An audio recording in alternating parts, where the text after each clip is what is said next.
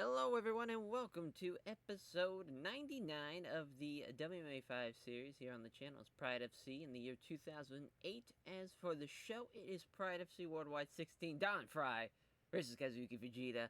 I am pretty excited to see how this one is going to play out. The two had a New Japan match. I know as far as maybe a couple, but as far as the top of my head, I know there was at least one. And, as far as they never had, like, an MMA fight or anything like that, so it should be pretty exciting to see how it plays out. As obviously, those two guys, as far as heavyweight contenders, absolutely not. I don't think both guys are even ranked in the top 15. But they're over enough to I think it's going to work. And it should be a pretty exciting fight. So that's, at the end of the day, sometimes that happens. Sometimes they don't have guys, obviously, ranked, as far as, like, those UFC fight nights. Well, there's a good bit of times where there's guys that are ranked outside the top 15 that are in the main event. Not every time, and I think that's where we're trying to keep it, like, very seldomly. But, it should be a pretty fun card, though. Obviously, when that happens, as far as I just accidentally slammed my phone up against the table here, when that happens, when you don't have people that are in, like, the top 15 in the main event, that means the rest of the card's going to feature guys that are not really ranked highly, so that's a bit of a gamble, but it helps elevate talent, though, I think, when it's a card like this. And that's, it's a TV taping, so it shouldn't be too crazy of a show, but at the same time, you still want to put on an exciting card. And I think we did that. Hopefully, we shall see, though. It's always a crapshoot. As we'll go through the mail. It's only 9 pieces, as Ray Sefo left Muay Thai Dream Team. Andre Volosky left American Top Team. Extended Joe Rogan. Peter Arts joined a gym. Dwayne Ludwig left American Top Team and joined City Boxing, which is interesting. Obviously, Dwayne Ludwig, a more notoriously known for his grappling, so interesting. He's going to try to change it up and throw some boxing in there. That's smart. We'll see how that pays off. And then we extended Dan Hardy. We also signed Ryan Bader and Filthy Tom Lawler, who are both in rings. Hopefully they're in rings, so I just want to double check. That's Filthy Tom. That's why he's taking on CB Dalloway. That's right. So yeah, he's taking on Dalloway because we signed him, but we haven't really thrown a lot of fights his way, and get some new blood in for that middleweight division. And Ryan Bader, he's actually in rings, which is kind of funny. I think out of the two, you would assume that Bader would be on the main roster, but he is not. And that, we'll see. Obviously, that's a prelim fight. CB Dalloway and Filthy Tom Lawler. And without further, it's kind of crazy. We're almost at $100 million, though. We might be after this show. We'll see. If not, we'll be after 100 episodes at Bushido Down Under 1. Yeah, let's get on with the show here. As Don Frye and Kazuki Fujita, of course, the main event. Joe Hurley taking on Cristiano Marciello in the co-main. A lightweight bout, and then another lightweight bout. Back-to-back lightweight bouts. Pat Healy and Mac Danzig. Jake Shields and Josh Koscheck. Man, as Koscheck and Jake Shields. That might be a boring affair there. That might be a snooze fest. We'll see what happens. And then Jay Heron and Joe Scarlow, another welterweight fight. So we got kind of back-to-back welterweight and lightweight fights. At the top of the card, at the bottom of the card, we have a heavyweight fight. And at the bottom of the card, to open up the show, middleweight fight. And this might be the most exciting fight on the card. Keith Jardine and Krzysztof Zazinski, the Polish experiment. And that's going to be very, very fun. Keith Jardine is not afraid to throw the leather around, and Krzysztof Zazinski, kind of a more well-rounded guy. He could kind of do it all. I think he'll push the tempo with Jardine, and that could really be a firecracker of a show opener. That could really start it off in the prelims, as Roger Hallett taking on Rashad Evans and Katsuya Inoue and Jim Miller. As Jim Miller, I believe that's going to be his Pride FC debut.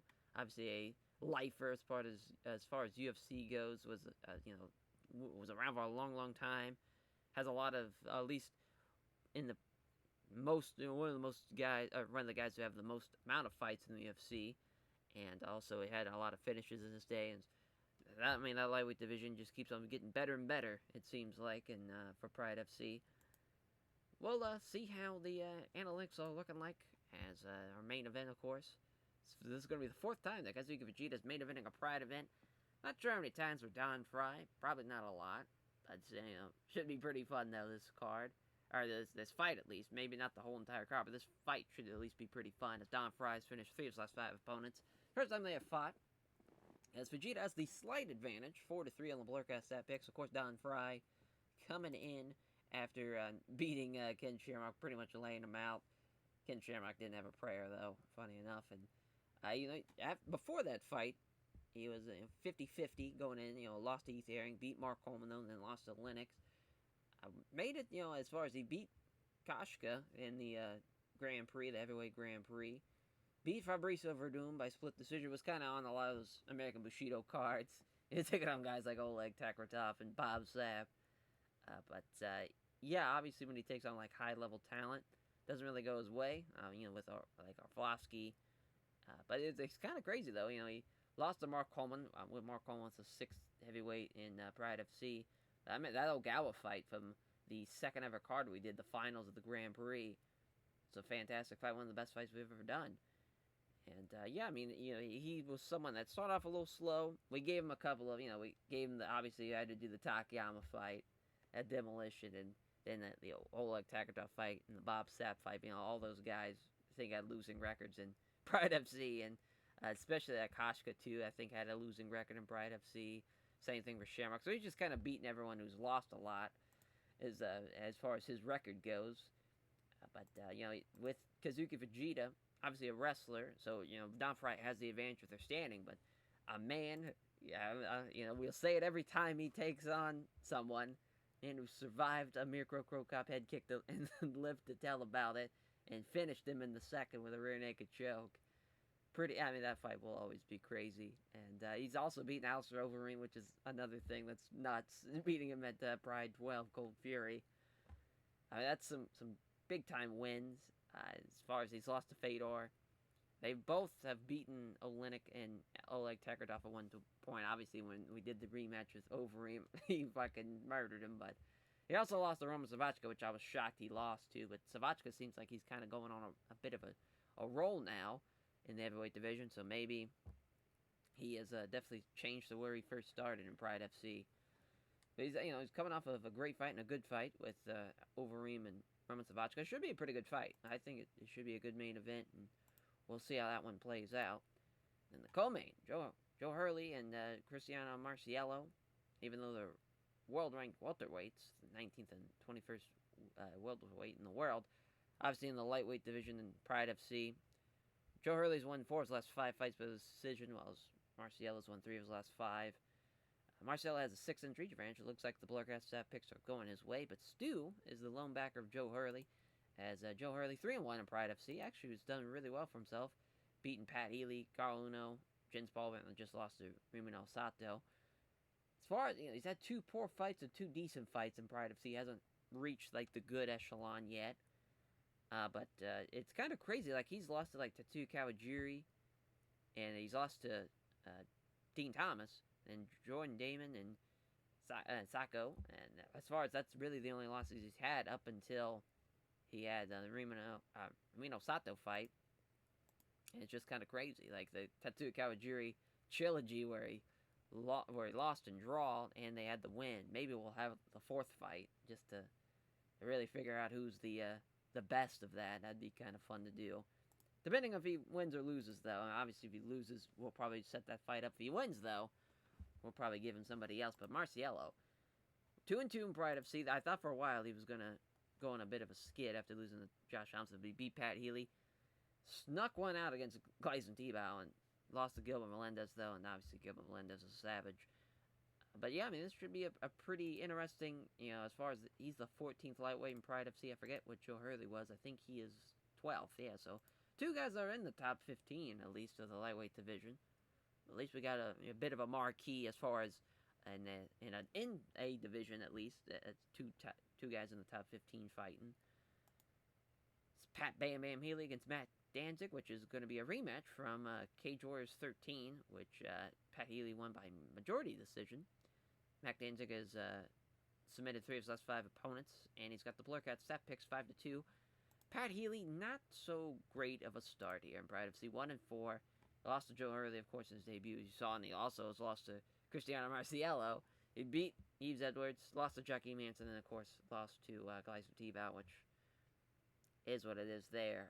This would be An interesting fight for him. Obviously, he's beaten Mac Danzig in the past. When he came in, it's crazy. He comes into Pride FC at 15-1, and now's almost might be leaving at 16-6. But he's taking on some tough guys though. He's still 24, still super young, and Mac Danzig, of course, 28, 11, and 5-3 and 2 in Pride FC. Just beat Kenny Florian. Had a great fight with Joachim Hansen. Beat Jorge Masvidal and Ryan Healy. Hasn't really had a bad fight since 04. And even then, that was decent average. Doesn't really have any poor fights on his record. And he's even, had a decent fight with Gleison Tebow, which is a shocker there. But yeah, I mean, basically, besides the Herms Franca fight, everyone he's lost to is a part of the Pride FC roster. So it's not like he's lost any bums. That's a tough one to call. I think I would slide with Danzig, but, Pat Healy, I think knowing that your back's to the wall, could be your last fight in Pride FC, and you might as well go out swinging and really push the tempo and really bring it to Mac Danzig if I was him. That's what I would do. It's Jake Shields and Josh Koscheck. I am terrified about this fight, though. I don't know why I made this. I think I was really trying to play up to having a great grappling contest, but no need for that when it's just going to bring the card down. But Jake Shields is coming in with 4-5, a losing record in Pride FC. 18-7 though as a whole. Just beat Sakuraba, which was a very poor fight. At least he's had some average fights, but the awful fight with Drew Fickett, that fight was so bad. A split decision loss there, and another split decision loss to Pat Miletich. At least Pat was, if I remember correctly, was pushing the tempo in that one. And at least he's coming off with a win, even though it was against Sakuraba, which Sakuraba's pretty much done at this point. And Josh Koscheck, 7-3, 0-1 in Pride FC, lost to Mike Pyle. Surprised that he's done pretty well for himself, at least as far as ratings go. He is pretty solid as far as standing. He's not great, but he could hold his own. Unlike Jake Shields, who's very one-dimensional, so at least he has that advantage. I could see why the Blurcast staff picks have him having the win, as Jake Shields trains at Cesar Gracie Jiu-Jitsu, which Josh Koscheck does have a record of 1-0 against other current members of that team. First time they have fought as well. It's Jay Heron and Joe Scarlow. As Joe Scarlow was 7-0 in the Blurcast staff picks. First time they have fought. Jay Heron's won 3 of his last 5 fights by decision. He is 2-1 in Pride FC, so 9-4 as a whole. He's beaten Pete Sell and Robbie Lawler. Lost to Diego Sanchez, though, and they also lost to Roman Michian, Charlie Kohler, and then Nick Diaz as well, and Pancrase. Which, of course, Pancrase, 1 10-minute round. It's kind of tough to really gauge how really our fight is really going to go. He's also beaten Eric Davila, too. Pancrase is just kind of crazy, because obviously, a lot of those guys, he's also beaten Jake Sukulim and Pancrase. As far as, the only guy he's lost to that's been a part of the Pride FC roster is Nick Diaz and Diego Sanchez. But as a whole, this is definitely going to be one of his tougher fights in Pride FC. Joe Scarlow, crazy enough, he was, beat Carlos Newton, a former welterweight champion. Now he's lost to a welterweight champion, and Luis Santos, and he just lost to Pat Miletich. His past 4 fights, he's taken on 3 welterweight champions. Definitely has taken on a lot of tough guys. He's lost to Drew Fickett and Sean Pearson as well. He's a tough guy, and that welterweight division is very, very tough. It's crazy he's not even ranked. It just kind of shows you how tough it is. Nice win over Jay Heron here. Could really push him back into the rankings. And I don't see how he doesn't lose, or how he doesn't win that one. He's just kind of destined to win that one, I would assume. Unless a big upset is able to happen for Jay Heron. Very intrigued by this one. Is Krzysztof Zazinski against the Dean of Mean, Keith Jardine. Zazinski has submitted 3 of his last 5 opponents. Trains at TriStar Gym, which Jardine has a overall record of 1-0 against other current left team. First time they have fought. Zazinski is going to have a significant weight advantage, which might play into a factor when they grapple, but 7-0 on the Blurcat staff picks for Jardine. And Zazinski, he's lost in his debut to Lyoto Machida, which it's a very tough fight to have in your debut against Lyoto Machida. Got knocked out in the second. It's, Jardine as a savage. 7-4. Really was going on a tear, which some of those guys were, he's crushing tomato cans for the most part. Then he took on Ronaldo Sabra, lost by split decision. Had another split decision loss to Tim Kennedy. Got knocked out by Rampage and just kind of slipping. takes on Benji Rash, beats him, and then gets knocked out in 50 seconds to Melvin Manhoef at Pride 36. It's had some good runs as far as some good fights. I don't think this is going to be an exception here. This should be pretty exciting, and I think it should be a fun fight. It might even be the best fight on the card. We shall see there. Our prelims. Roger, the Hawk Hallett, taking on Sugar Rashed Evans as Hallett has submitted 3 of his last 5 opponents. Hallett trains at the Canadian Martial Arts Center.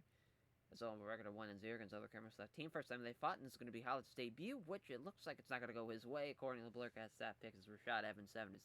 Yeah, I mean, Rashed, obviously, at this time in 2007, 2008, he's pretty much in his prime of his career, but for Pride FC, he's only 6-2. You know, he's lost to Jacare Souza, and he lost to Luis Herring, which then Patrick Cote as well beat him, beat Masakatsu Funaki. As far as he hasn't, I mean, Jacare Souza's probably the toughest guy he's faced, because Jacare's a savage. He just hasn't had a lot of fights go his way, as you see there. Beat him in 54 seconds, too. Jacare's a savage. He's 28, you know, he's in the prime of his career. He really could use some more main card appearances. We'll see what happens against him and Hallett. Oh, I'm assuming he's going to win, but I mean, Roger Hallett, 8-0 from Nova Scotia. Hasn't taken on any names or anything, so this is definitely his first big test. He's had some pretty good fights, though. Just last fight was fantastic in Pancrase. And, yeah, as far as he is more of a grappler, he's won by armbar, rear naked choke, it looks like. Majority of his wins, or at least it's close. You know, it's 4-4. It's split right there down the middle as far as submissions or decision. Hasn't knocked anybody out, and I don't think he will. But he's 5'10", as far as he'll probably be kind of more of the smaller guys you'll see in the middleweight division, unless he's taking on Ice Cold Igor. But other than that, he'll usually 9 times out of 10 be the smaller of the two men. I think he's, yeah, Rashad's 5'11". Just an inch, though. It's not like it's a big difference. Garcia and Jim Miller, as Jim Miller making his Pride FC debut. He's finished 3 of his last 5 opponents. This first time they fought, Jim Miller's 5-0. He is, again, hasn't really taken on any names, so we're not really sure how he's going to go. Obviously, we know his career, how it pans out. But Katsuya Noe, his only win in Pride FC is against Eddie Alvarez, but he's also, I mean, when you're taking on BJ Penn, like, that's tough. You're going to lose that one. The fact that he went to a decision's crazy. Got knocked out by Masvidal. Lost to Shinya Aoki, too, by a rear naked choke, which I was rated great. Has had, you know, pretty good success as far as good and great fights, but hasn't really came out on the winning end. At least he's got a win going into this fight. Shudo style, and Jim Miller more of a wrestling jiu-jitsu style. So he's looking to take it to the ground. We'll see what happens, as I'm sure the betting lines are somewhat close. Yeah, minus 130, minus 140, very, very close. So no team for Katsuya Inoue, which may play to a disadvantage, as at least Jim Miller is a part of a team. Wrestling jiu-jitsu, Shudo style. Nagasaki, Japan. Sparta, New Jersey. It's 5'8", 161, 5'9", 161. So Yuji Shimano's referee, ringside judges, about to fighting from a home crowd. Noe, unsurprisingly, gets a loud ovation from the crowd. They touch gloves. Noe throws a punch. Miller avoids it, though. There's a weak jab, doesn't land. Or, weak tentative jab, rather. This punch doesn't land, though, from Inoue. That doesn't hit either. I mean, can they do something? A minute in, they clinch. Working his way to a dominant position, looking to wrestle him against the ropes. Can't do it, though. Miller gets a more dominant position in the grapple. Looking for a sweep. Can't get him down, though. Looking for a trip. Can't get him down either. And now Inoue's trying to push him against the ropes. Yeah, just a stalemate here. That's what happens when there's two very, very similar, talented guys. And it was going to be close according to the betting lines, and it's showing out here. And this has been very, very close. So this has just been a grappling contest the entire time to see who can take down who. And now looking to go down low, grab both legs up. And there we go. We got the first takedown. I know he's got side control out of it. Trying to transition, can't really do anything out of it. He's just kind of land a couple of shots to the body. He's just trying to catch his breath. Trying to pull guard. That's not happening. Isn't trying to buy the strikes either. Fires off some right hands. Miller's in trouble with the strikes again. Just nothing going their way at all. Pounds away with rights. Fails to land anything significant. Tries to move to guard. That's not happening either. Yuji Shimano's just going to stand and back up. With about 2:30 left. Looked everybody to see Miller try to get some grappling started, but Inoue was more aggressive, took the initiative. Fails to find home his jab, hits Miller with a straight right. Appeared to go to try and get in close, but Inoue took the initiative first. There's a punch, but Miller avoids it. Inoue's still moving well, but he's definitely breathing a little deeper now. Throws the punch, but Miller avoids it. Both fighters want to get in close in the clinch. No, is the aggressor in the clinch. He's trying to push him up against the ropes. He's got controlling him up against the ropes now. Going down low and grab both legs. Can he do it? Nope. As Miller stops the takedown attempt. It's just showing complete control up against the ropes. Can he get one more takedown in before the bell? He does. It's a nice sweep. As he's definitely won that round for sure. Jim Miller landed at least 11 strikes and he's got at least one takedown at least. I was thinking I know he got the takedown. Am I? Wow, Miller got the takedown at the end. I don't know why I was thinking it was a no way. Either way, at least he got a takedown to at least do something positive to build up into the second. But really, no way won that round. That's the most important round to win. See what happens in the second. And stepping in, Miller aggressively gets down position to clinch, looking for the takedown. Can't get the takedown. As now he's looking to muscle him against the ropes. He does so now as Miller pinned him up against the ropes. Keeps him up against the ropes. A hard foot stomp there. Now he's going low, grabbing both legs. He's got the takedown too. As no way. He's got side control of that. I'm not sure he's going to finish him, so I'm sure it's just going to be a stalemate. We're just going to keep it going. As Miller trying to move the guard. It's not happening. Just a handful of punches, taking on the gloves. Trying to pound on Miller, but again, none of the blows will land with any degree of power. Look at the trap him in half guard. Now, as he fires away some more. Yeah, just complete domination for Katsuya Inoue. Not even sure why I looked at the fight metrics. As, not much happening in that second. Jim Miller's really going to have to push the pace if he wants to win this one. And I don't think it's going to happen. He just doesn't have the skill set to really do anything, I don't think. As Inoue is choosing to move forward. He's trying to take him down. Miller defends it. Can't keep him down, so just push him against the ropes. Looking for the take. Oh, he ducks down, grabs a leg now. Looking for the takedown again, but Miller yanks his leg free. Inoue feeling the fatigue, as is Miller. Looking for that takedown again. He's got it. Man, what a tough outing for Jim Miller. As that was basically an easy one for him to at least try and get something going as far as a guy who's got a winning record and isn't, he is a bit of a bum as far as in Pride FC. He's only got one win, but he's about to have two unless Jim Miller can finish him somehow. Miller trying to sweep him, not happening. He does get partially swept. There we go. He got a scramble. Oh, he's got a back control now. He's going to dump him on the ground? Couldn't take the takedown, though. No, he's looking really tired, though. Controlled from behind, struggling to get free. Looking to drag him down. Can't even take him down when he's tired. There we go. He's finally got the takedown, even though there's just 8 seconds left, so it's not going to matter. Just Jim Miller, he'd get the takedown, but it'd be like 20, 30 seconds left in the round, so it wouldn't really matter. Katsuya Inoue is going to win that one by an decision. Not a great start for Jim Miller's career in Pride FC, as he thanks all of his sponsors, Katsuya Inoue, and all of his fans. He says it's tough fight and gives a show respect to Jim Miller. It's now Hallett versus Evans. That's the next prelim fight. Our final prelim fight, 8-0, 6-2, Niagara Falls, New York, Nova Scotia, Halifax, Nova Scotia, to be exact, is 5'10", 205, 5'11", 205, both guys 28, both wrestlers, minus 320 though for Rashed Evans, plus 250 for Roger Hallett, Canadian Martial Arts Center, Team Quest, Big John McCarthy's referee, ringside judges, and here we go. They touch gloves, Evans steps in looking to unleash, there's a left hand and another straight right hand. And a jab is wide from Evans and lands the right hand. Evans shoots the takedown. He's got it. He's got him on his back. I'm looking for he's got the double hook, or he got underhooks in. Looking for the scramble now. As all that, just going to give Rashed Evans perfect time to get side control. There's some big right hands, but Hallett's covering up well, trying to move the guard. Evans doesn't allow it. There's a few right hands, takes a moment to plan ahead. As he blocks Hallett as he tries to transition the guard. Pounds with punches, does minimal damage though. As Hallett tries to transition the guard, can't manage it though. Evans fires away the punches, but Hallett doesn't take any undue damage. Trying to move the guard, Evans doesn't allow it. Lack of progress being made, they stand him back up. Evans does a quick 1-2, doesn't land either blow, though. He comes in and grabs Evans into a clinch, trying to muscle him against the ropes. Doesn't allow himself to be driven back as he gains a down position in the grapple instead. Trying to push Hallett to his back against the ropes. Doesn't let himself be driven back and gains a down position in the grapple. Hallett's looking to muscle Evans backwards against the ropes. Can't move him, though, as he finds himself being out-wrestled. Oh, he's got a Muay Thai clinch now. This is not good. We're going to get a knee. Oh, just misses the knee strike, and that gives Hallett the opportunity to wrestle free out of that. Evans can't connect the set jab, but he hits the straight right hand that lands hard. Hallett's looking to still push forward and get him into a clinch.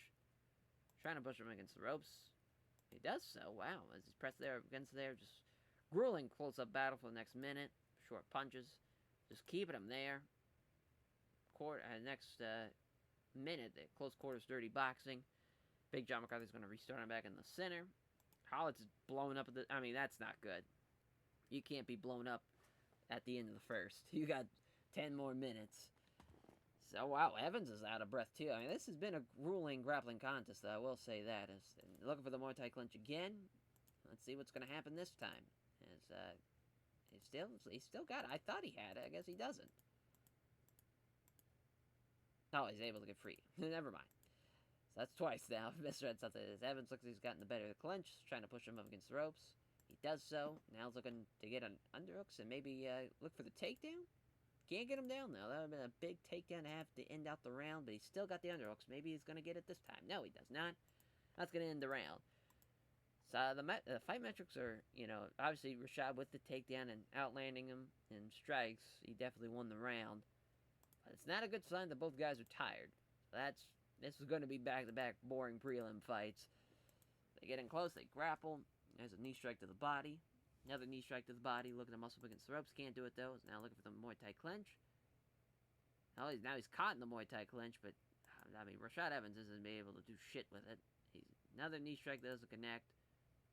And a knee that didn't have any power behind it. And now he blocks the knee strike, and he still can't break free of it, though.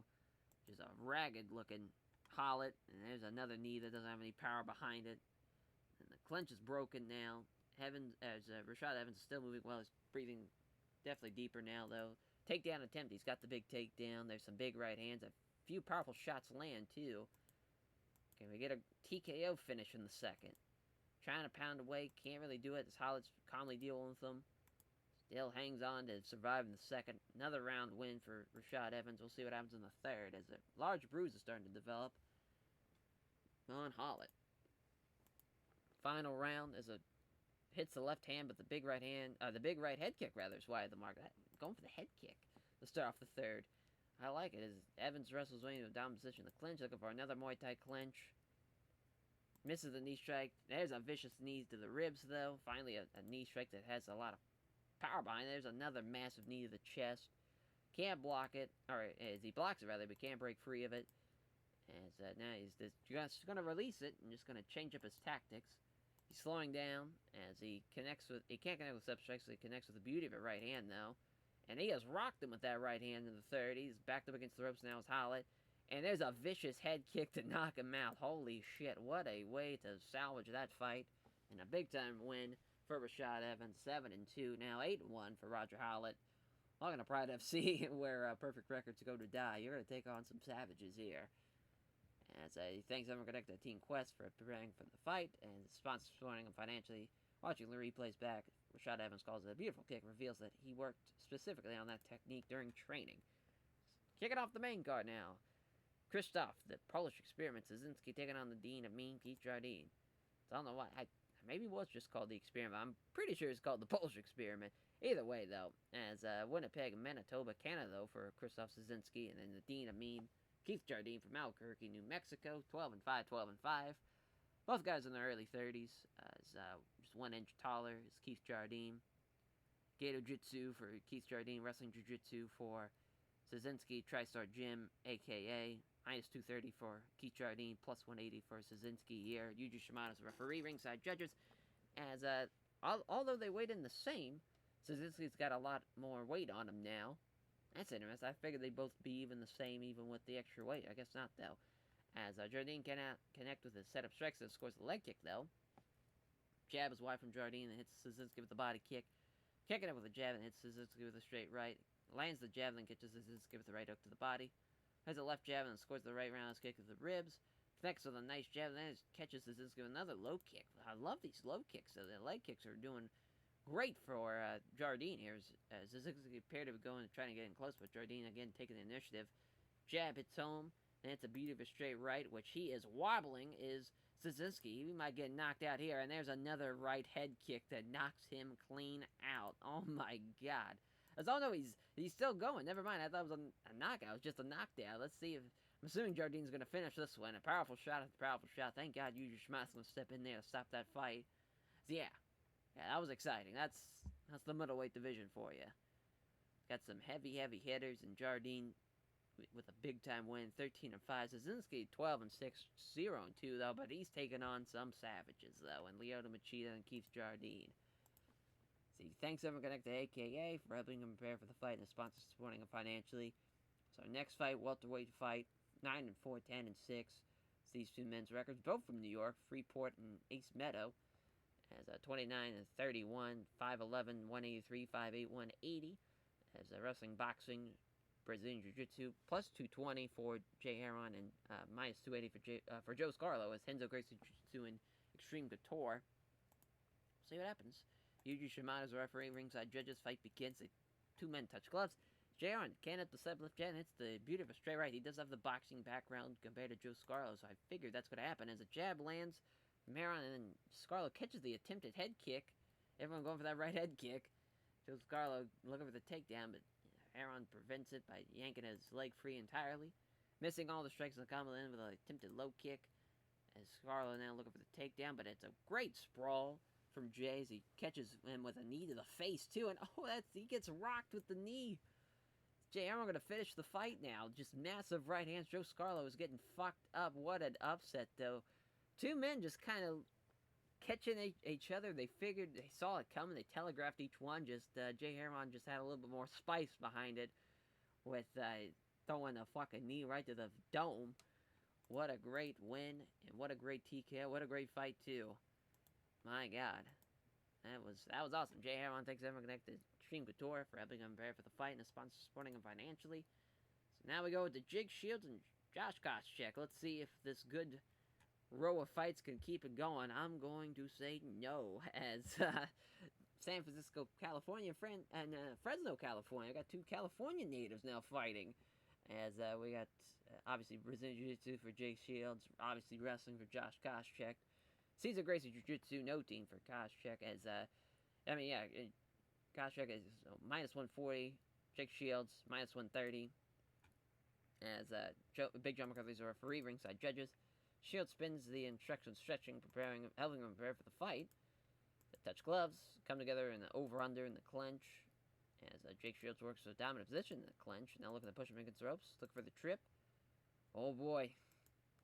And he's got his back too. Oh no. Looking for the body triangle. He's got a massive tight body triangle in. Let's see what's going to happen here. Wow. Look at Josh Koscheck. Look at him turn over and squirm away from the body triangle. Now, but he's giving up mount though. So this is not going to look well at all. He's trying to pound Koscheck with some elbows. But none of the blows land with any degree of power at all. Wow. He's just unable to land many clean elbows though. Jake Shields. He's just struggling to land any. Yeah, he just can't really land that clean shot. And now he's giving up his back instead. Looking for the rear naked chokes. Not happening. Trying to roll, but he can't budge him. Looking for the body triangle. He's got it. Looking for the rear naked choke. He's not having that. There we go. Finally, he flattens him out. I was surprised that Jake Shields just completely dominated him, though. I figured it was going to be pretty back and forth. Not like that, though. That was complete domination. That was a great fight, too. How about that? Way to go, Jake Shields. Coming out strong, 19-7, 7-4 for Josh Koscheck. As giving thanks Shields, praises team at Cesar Gracie Jiu-Jitsu. Is very responsible for fans become the sport. I'm showing respect. Jake Shields praises Josh Koscheck for the skill and toughness. This is Pat Bam Bam Healy taking on Mac Danzig. Pat Healy and Mac Danzig 11-5, 16-5. St. Louis, Missouri, Los Angeles, California. Now in the lightweight division as 6 foot Pat Healy at 161. We might bump about the welterweight, to be honest. Maybe just bumping up a weight class might help him out. Because these lightweights are savages, that's for sure. And that welterweight division, there's a lot of experienced guys, but there's a lot of guys that are not as young as him, where that lightweight division, it's all just mid-20 guys that are just insane. But, Mac Danzig, I'm assuming he's going to get this win. We'll see, though. Brazilian Jiu-Jitsu wrestling, we saw the Brazilian Jiu-Jitsu guy completely destroy the wrestler in the last fight. See if that plays the same here. It's Team Quest, no team for Pat Healy, which is not a great sign. Not having a team. Yuji Shimano's referee, ringside judges. Yep, Danzig looking for the takedown. Great sprawl, though, for Pat Healy. He's looking to drive a knee up inside the head, but Danzig scooted back quickly, and they're going to stand back up. Jab lands from Healy. Fails to find him with his jab, does Danzig, but he hits the nice straight right hand. Exchange of strikes happens right in the center of the ring. Nothing comes of it there. They come together in a clinch. Danzig aggressively gets a down position. Tries to get the knee, but Healy defends himself well. As Healy tries to muscle Danzig up against the ropes. He isn't going anywhere, though, and they're trying to muscle him against the ropes again. This time, he's got him pinned, though. So trying to use some dirty boxing skills, but Danzig using the wrestling skills to prevent any strikes from happening. As wow, look at that. A nice short left uppercut from Danzig. Or rather, from Healy, rather. And that's a great job from Pat Healy. He's trying to use that dirty boxing again, but Mac Danzig trying to use the wrestling. But at least Danzig, he gets hit with a couple of shots there, as he's fighting back. Oh, and there's another short left uppercut. The referee's going to stop the fight now. They're going to restart him back into the center. Get close enough, they clinch again. Healy's the aggressor, trying to push him against the ropes. He does so again. I mean, this has really been Pat Healy's fight. He's been really pushing the pace, doing a great job so far. And there's some dirty boxing. Danzig's aware of the danger, though, trying to prevent that. There's a few short punches to the ribs again. As Danzig looking for those rib punches. Healy looking for the foot stomp, but Danzig takes the opportunity to turn him around, so he's now hitting the dominant position, looking for the takedown. He's got the big takedown, too, with 4 minutes left in the first. See what happens. Big knee strike, but Healy squirms, so it's only a glancing blow. There's a few right hands, takes a moment, catches breath. There's a knee strike to the ribs. Small strikes, trying to catch his breath. There's a knee strike to the ribs. Another knee strike to the ribs. I mean, Mac Danzig having a great game plan. I mean, he's just been doing a really good job of targeting the ribs. 29 seconds left in the first. They stand it back up. There's a jab and a right cross from Danzig. And there's a noticeable gash above the eye now of Pat Healy that's been opened up. That's a great way to bounce back. He definitely won that round. But it looked like Pat Healy might have been getting something going. But once they restarted, he was in complete control with the takedown and opened him up too when they stood him back up to end the round. Great first round for Mac Danzig as the cut man's going to go in between rounds to try to stop the cut. Second round now, Healy moves in and clenches with him, trying to push him so he's back against the ropes. He's got him controlled again. Another stomp, nullifying the boxing with wrestling again. Now he's just going to turn him around. Now his back's up against the ropes. There's a hard foot stomp, looking for the takedown. He's got that too. Not a great sign for Pat Healy here. He can't get way past half guard, trying to get some separation, and the scramble begins, but that's just going to give Danzig time to secure side control. Trying to transition guard, he can't manage anything though. There's another knee strike to the ribs. They're easily taking on the gloves as he's punching down. He's trying to move the guard, but Danzig doesn't allow it. There's some elbows now from Danzig. Not a great deal of damage though behind the elbows. I mean, all Mac Danzig. Only one shot landing from Pat Healy, and it was a kick. Not great. He's going to have to finish him. He wants to win this one in the third. Two fighters get up close. They start wrestling for position. Danzig has the down position in the grapple. Knee strike to the body. They're trying to push him against the ropes. He's out-wrestled. As now Healy's trying to push Danzig up so his back is against the ropes. Danzig allows himself to be driven back. Another knee strike to the ribs. Or to the body, rather. Not necessarily the ribs. As Danzig's trying to fight it off, he does so. Trying to push him so he's going back against the ropes. Isn't going anywhere, though. Trying to wrestle so he's back against the ropes again. Pins him against the ropes. Some dirty boxing. Some more. Halfway point. Just trying to out-wrestle him. He switches so now he's down in position in the grapple.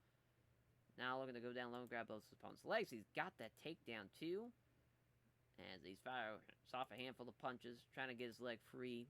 He passes half guard. He can't secure it. So now there's the scramble. Healy's up first, but he's grabbed by Danzig as he stands up too, getting back control. Oh, Healy looking for the suplex. Doesn't happen, though. That could have been real bad. Oh, looking for Kimura. Oh, my. Yeah, using that to lever Healy so he's on the ground and get side control. What a great way to counter that. And that could have been really bad for Mac Danzig had he been dropped to the suplex. But survives and even switches to a Kimura to take him down into side control. Yeah, I mean, your winner by unanimous decision will be Mac Danzig. Good win there. And these was an average fight, 16-6 for Pat Healy, who, I mean, now it's going to be 1-5. He'll have one more fight to to avenge himself here. And then if he loses that one, down the rings he goes. It's a big win, though, for Mac Danzig at 12-5. Thanks everyone to Team Quest for helping him prepare for the fight and sponsor supporting financially. Says a tough fight gives a show respect to Pat Healy. On to the co-main. Joe Hurley versus Cristiano Marciello, 18-5-1, 17-4. Rio de Janeiro, Brazil, Walnut Creek, California, but Florida is 5'8", 161, 5'7", 161, 30, 29. Shoot fighting for Joe Hurley, Brazilian Jiu-Jitsu, obviously from the Brazilian. Roots for Cristiano Marciello for the fight gym, and then tough clutch gym for Joe Hurley. Plus 230 for Joe and minus 300 for Marciello. See what happens. Referee for this bout, ringside judges, here we go. They touch gloves. They stand and trade blows. Neither fighter can really lay anything damaging, though. There's exchange of strikes, counter jab, does connect, though. He feats one way, does Marciello, in throwing Hurley off balance. There's 1-2 from Marciello, fails to land, though. Marciello's in the pocket, hits the left hand, but the falling leg kick misses. Can't connect with step strikes, so there's a great high right head kick, and he has rocked him with that head kick. Those high right head kicks have been dangerous this card. He lands a right uppercut that didn't get all of it as Hurley partially blocks, and that could have ended the fight right there. As he's got it hooked in, and Hurley's 2 days to really master any sort of serious defense. This is not good. Tries to get a knee strike, but Hurley somehow blocks it, and he wrestles. I cannot believe that he recovered from that, but Marciello is just relentless. He knows that he can outstrike him as he steps back into the jab. He feints one way to open him up. Lands the left jab, but finds out the arrow on the big right, looking for the takedown. That's a big takedown for Joe Hurley. But he's got the guillotine, though. Cristiano Marciello can't get it sunken in all the way, though, as Hurley works his hand free and pulls it. So now he can before it can be fully sunken in. Keeps tight, just peppering with strikes. Yep, as Marciello's just trying to pull Hurley in close to smother him, and that's not happening. Clear slowing things out and catches breath. Trying to pass guard, gain better position. The scramble begins, halfway point. Hurley drives him up against the ropes. Marciello immediately drives him up against the ropes. Catches him with a knee strike to the thigh. Now there's a knee strike to the ribs. Knee strike just above the hip now. My God, just more knee strikes there. Another knee strike to this side of the ribs. Trying to get him into a Muay Thai clinch. Yeah, he's in trouble now. Another Muay Thai clinch. And there's a big knee to the chest. Wrestles his way out of it, though, after blocking it for the second time. Fails to find him his jab. Lands the right hand kick. Connected with the jab, and then catches him with the right hook. Down position in a clinch again, looking for the takedown. As it doesn't work, though, as Marciello blocked it. Takes control of the grapple. Trying to push him, ain't happening. Looking for the sweep now as Marciello. Can't take him down, though. Minute left. Trying to wrestle him backwards against the ropes. Hurley out wrestles him, though. Looking for the takedown in the round. Nope, not happening. As that gets blocked. Trying to push him against the ropes. Stuck against the ropes again to end the round. Yeah, obviously Marciello won the round, even though he got all struck, obviously, because of the knockdown. But Joe Hurley, he's got a lot going on. He just hasn't able to really put a lot of pressure on Marciello. It just seems like Marciello is, he had the huge shot, just the, a lot of knees to the ribs, and that big knee out of the clinch. He's doing a lot of damage. For Marciello, right out of the gate. Looking for the takedown, he's got it. First takedown of the night, looking for the Kimura, and he's got it. What a dominant way to start that second. Huge win for Marciello. So that was rated decent. 18-4, 18-6-1 for Joe Hurley. As a giving thanks, he praised his team at Roots, his various sponsors, and all the fans who came out to support him. He never asked who he'd be interested in fighting next. He reiterates that Josh Thompson is a fight he really wants. I don't know why anyone would want to fight that man, but if he wants it, God bless him. As our main event, heavyweight fight, Tucson, Arizona's own Don Frye, and 6'1", 235, the Predator Don Frye, taking on the old Ironhead, Kazuchika Fujita, 6', 240, as from the Chubu Prefectural. It's a 9-6 record for Fujita wrestling for Fujita.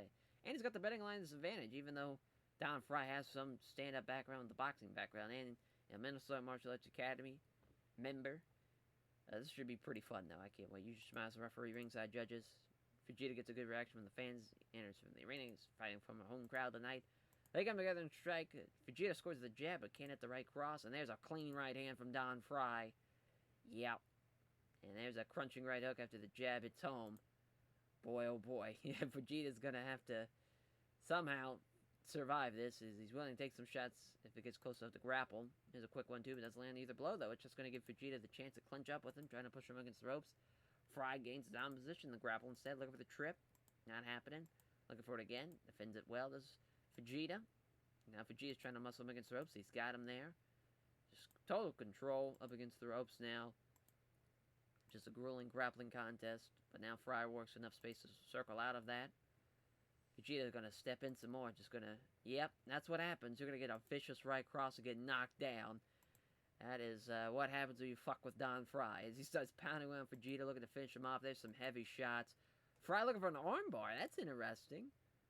I mean, he definitely would have got the TKO win. I don't know what the hell happened, but he's now skillfully moved into full guard as Fujita.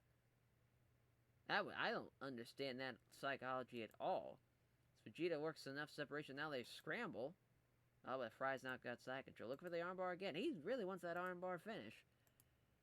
As Frye fires off some right hands, isn't in trouble with the strikes, so trying to take an opportunity to go from half guard to full guard. Still keeping close body-to-body contact. Not letting himself be, smothered. Not allowing submission to work here as Frye keeps close contact. Just short, stinging punches.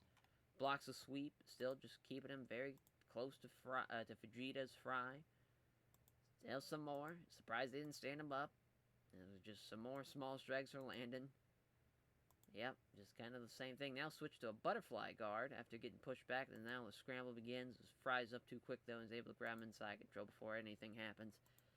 Yeah, I mean, this fight should have been over with. He was fucking him up.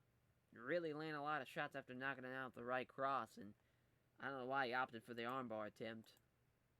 But we'll see what happens in the seconds. Fujita appeared to be going to try to get in close. Frye throws a punch, but Fujita avoids it. Now looking to get some grappling started. And there's a straight right, a crunching right on the jaw, and he knocks him out with the right hand. Yeah, I mean, that's what happens when you fuck with Don Frye. You have a absolute savage in there. 19-7 for Don Frye. 9-7 for Kazuchika Fujita. Surprised he made it to the second, like I said, but he gets the window nonetheless of Don Frye. He gives a name check to everyone at Minnesota Martial Arts Academy, all of his favorite sponsors, all of his friends, family, supporters. Showing respect, Don Frye praises Fujita for his skill of toughness, as he proves to be a charismatic interviewee. It's 72. Yeah, I mean, that was a pretty fun card. The Jake Shields, Josh Koscheck fight. I'm shocked. Yeah, I'm still shocked how that paid out. Almost 6,000 in Kanto, almost 1 million gate, almost 2 million gate, rather. Yeah, I mean, really, surprised that Ketsuya Inoue and Jim Miller was the worst fight on this card. Increased slightly in Japan, but kind of decreased everywhere else slightly, like, in Australia and South America and Russia and Mexico and Ghana. But still, not a bad show. Not a bad show at all. Yeah, I don't know who I would give a performance bonus to. Maybe Jake Shields for that, and I just felt like Don Frye, he just had him the whole way, really. Maybe Marciello, too, for what he did with Joe Hurley. I think that's fair. Yeah, made $3 million. Not a bad night at all. As I thank you all for watching, as I can't believe it. 99 episodes in the can. And now our 100th episode. Coming up next for the Live in Bushido from Down Under show. Should be very, very fun. And, hopefully that's a banger card to have our, the milestone of 100 episodes is still crazy that we did it. And hopefully we keep rolling. I mean, we'll probably finish with probably close to 200. That's even crazier to think about, because we still think I'm going to stop it at 2015. I think that's the goal. Might be 2010. Well, yeah, it probably will be 2015. It should be, at least. Yep, on to Bushido Down Under 1, as Stiebling versus Faircloth is the main in that. And, that should be a pretty fun card. Then the Pride FC Worldwide live from Las Vegas, which that will definitely be more of a tradition as well. We'll probably do those kind of semi-annually, probably 4 a year. It's probably when we'll start doing it as far as in 2009. Maybe 2, and then 2010 we'll do 4, kind of slowly, gradually get more and more. Yeah, very, very fun, very, very exciting. That was a fun card, as hopefully the Bushido from Down Under show, hopefully that one is another banger as well. Fingers crossed. Take care, everyone.